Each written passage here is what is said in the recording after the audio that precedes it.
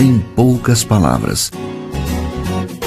Um olhar sobre o mundo, a vida e a sociedade, à luz da Palavra de Deus, com Augustus Nicodemos.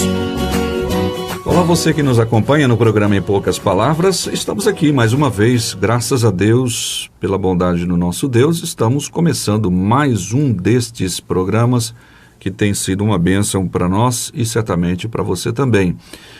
Este é um programa da Primeira Igreja Presbiteriana de Goiânia, apresentado por mim, Natsa Matias, e comentado pelo nosso pastor Augustus Nicodemos. Querido ouvinte, queremos saudá-lo em nome de Jesus, falar da nossa alegria, da nossa expectativa de que o programa de hoje, juntamente com todos, a nossa oração é que esses programas, inclusive esse que está sendo gravado agora, seja instrumento de Deus na sua vida, dos seus familiares, dos seus amigos, divulgue o programa e dê a ele audiência para outras pessoas, porque através da exposição da verdade nós entendemos que Deus haverá de abençoar o seu povo, edificar aqueles que são seus e ajudá-los a enfrentar as agruras e dificuldades desse vale de lágrimas, que é o mundo em que nós vivemos. Certamente, que vale, que temos visto no nosso país especialmente. Que Deus console a todos nós através da sua palavra.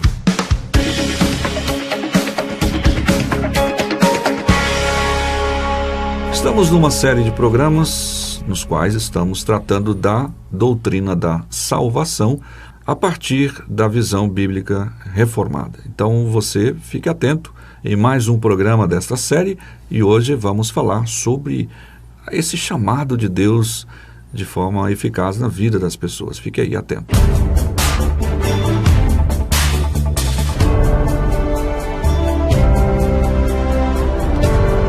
A pergunta hoje, então, para o nosso comentarista são duas, tá bom, pastor? Posso certo. fazer duas? Pode, vou fazer uma exceção hoje. Não, mas eu vou fazer duas, não vou fazer mais aqui, tá bom?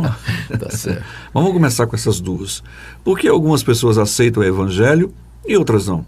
Por que algumas pessoas ouvem o chamado de Deus e creem e outras não? A razão, Natsan, é que essas pessoas que creem, elas creem porque Deus as chamou de maneira eficaz e irresistível. A sua graça foi apresentada a essas pessoas de uma forma poderosa, convincente, e de tal forma Deus atua no coração dessas pessoas que elas voluntariamente vêm a Cristo Jesus, arrependidas, em fé, confessando os seus pecados e dispostas a seguir a Jesus Cristo. A verdade é que existem duas chamadas, a gente diz isso em teologia. Primeiro existe a chamada externa, ou a pregação pública do Evangelho, que deve ser feita a toda criatura. Essa é a missão que, inclusive, Jesus Cristo deu à sua igreja antes de subir aos céus. Ide por todo mundo e pregai o Evangelho a toda criatura.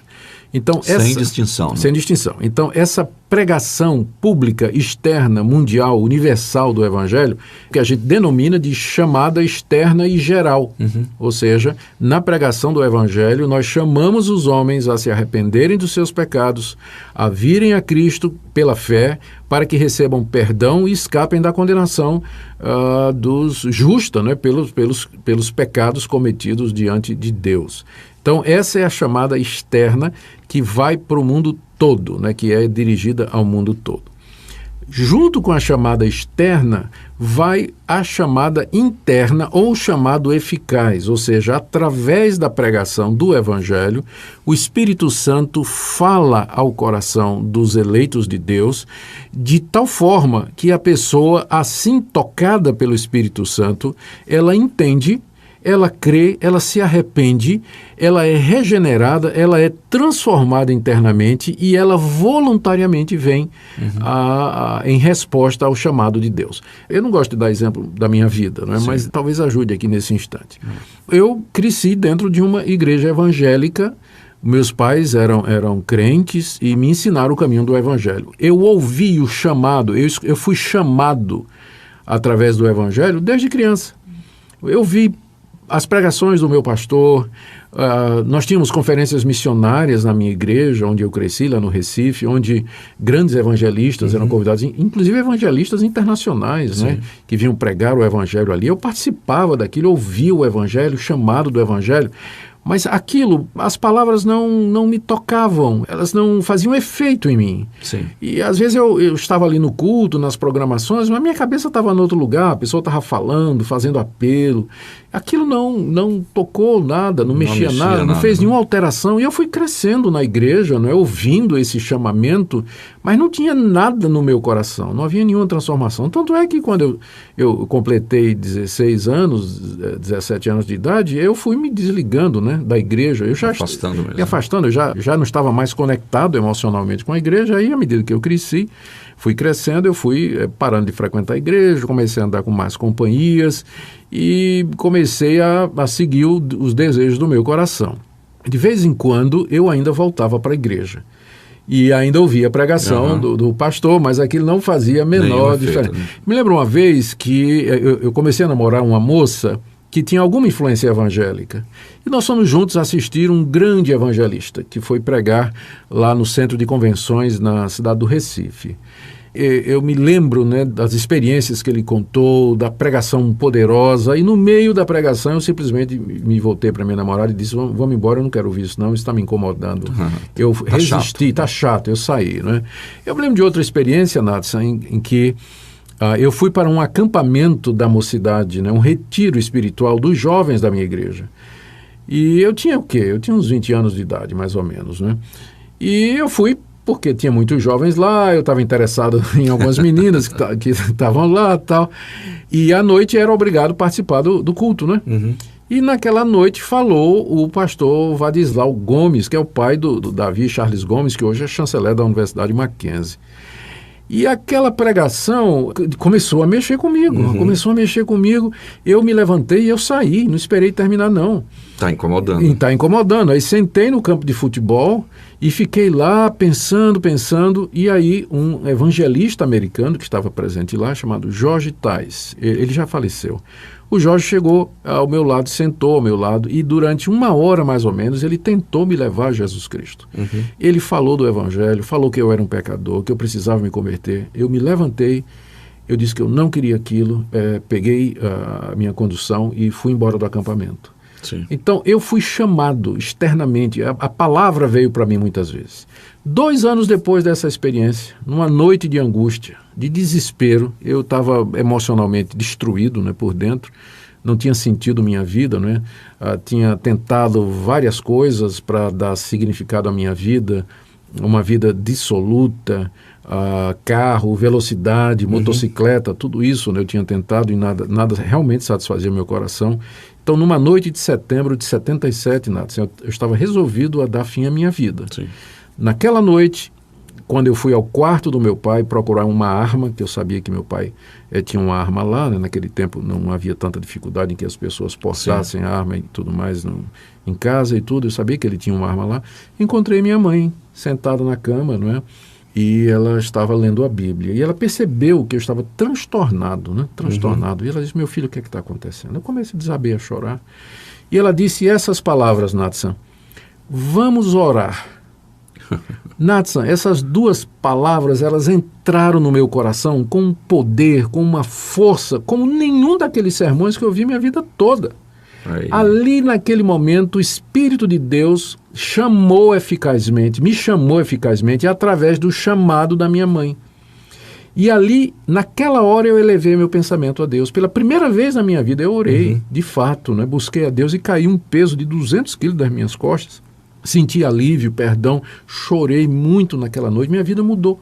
Sim. A partir daquela noite até o dia de hoje, graças a Deus. Então, essa é a diferença entre o chamado geral e o chamado eficaz. Não é quando ele é eficaz por causa exatamente disso, não. Ele não falha, né? Não falha. Deus, quando nos chama eficazmente, quando Ele fala ao coração do pecador e o chama ao arrependimento, junto com o chamado vem o poder necessário. Deus esclarece o entendimento, Deus fortalece a vontade, Deus inclina o coração, Deus concede entendimento, de forma que o pecador vem livremente, ele vem voluntariamente, ele vem alegremente, atendendo ao chamado de Deus. Essa é a razão pela qual muitos são chamados, poucos escolhidos, né?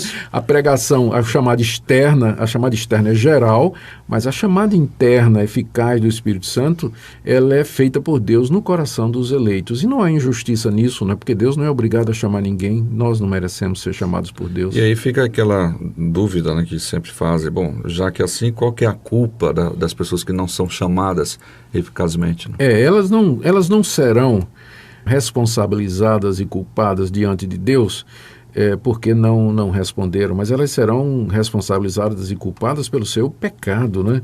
O pecado, a depravação dos seus corações, a culpa real dos seus atos diante de Deus e sim, até mesmo pela rejeição, né, que elas fazem de Jesus Cristo. Porque quando uma pessoa rejeita Cristo, ela faz porque quer. Ela está exercendo a sua livre agência, ela age de acordo com o desejo do seu coração, ela toma a decisão de rejeitar Cristo porque é isso que o coração, a índole dela deseja. Então, ela pode ser responsabilizada por Deus, né? Muito embora Deus não precisa responsabilizar por isso, bastava responsabilizar pelos pecados que a pessoa já cometeu, por pensamento, palavras, por obras. Isso já seria necessário para condenar a pessoa completamente. O primeiro programa dessa série, inclusive, trata mais especificamente dessa questão. Isso, a questão do pecado e da corrupção original. Ok, e então nós podemos continuar pregando para as pessoas sem saber se elas vão aceitar ou não, entendeu? Porque algumas pessoas, bom, então para que vamos pregar para essas pessoas, e, enfim, né? A razão é que Deus chamará eficazmente os eleitos através da chamada geral, através da pregação do Evangelho. Paulo diz isso em Romanos, capítulo 10, não é? Todo aquele que invocar o nome do Senhor será salvo. Mas como invocarão aquele em quem não creram? Como crerão naquele de quem nunca ouviram? E como ouvirão se não há quem pregue? E como pregarão se não forem enviados? Né? Exato. Então, Deus manda pregadores, testemunhas, pessoas, nós, né, não precisa ser pastor para isso, testemunhamos do Evangelho, falamos de Jesus para as outras pessoas e através do nosso testemunho, Deus então vai chamar aqueles que são seus. Então, mesmo numa pregação geral, né, digamos assim, pode se tornar uma pregação também isso. Particular, específica. Aquele dia, exatamente, quando Deus vai usar aquela pregação particular para chamar o seu filho querido. No meio daquela multidão. No meio da multidão. Que bênção.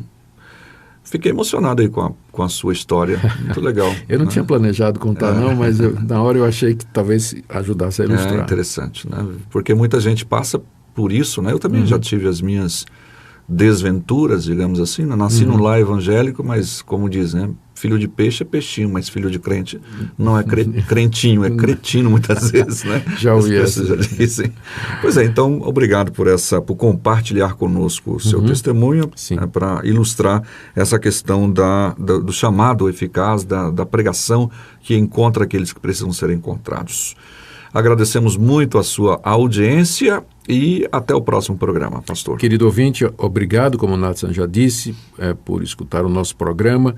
Que Deus o abençoe e que você não deixe de atender o chamado do Senhor. Arrependa-se e creia em Jesus para a vida eterna. Em poucas palavras, um olhar sobre o mundo, a vida e a sociedade, à luz da Palavra de Deus. Apresentação, Nathan Matias. Comentário, Augustus Nicodemos. Um programa da Primeira Igreja Presbiteriana de Goiânia, Rua 68, esquina com 71, Centro. Visite o nosso site www.pipg.org. Apoio, Seminário Presbiteriano Brasil Central, Goiânia.